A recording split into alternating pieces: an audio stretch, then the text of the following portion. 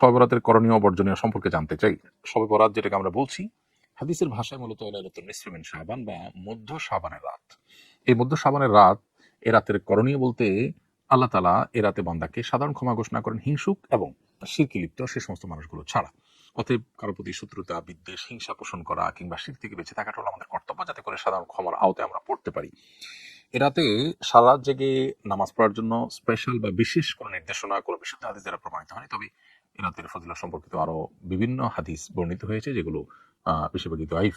তবে সাধারণ ক্ষমার ঘোষণা সংক্রান্ত হাদিসটা গ্রহণযোগ্যতার লেভেল পর্যন্ত যায়। সেজন্য লাইলাতুল বরাত যেটাকে আমরা বলছি, সবার যেটাকে আমরা বলছি, যেটা মূলত মধ্য শাবানের রাত হাদিসের ভাষ্য অনুযায়ী, সে রাতের ফজিলত এতটুকু আছে যেটা সাধারণ ক্ষমার রাত। অতএব ক্ষমা লাভের জন্য চেষ্টা করা প্রশংসনীয়।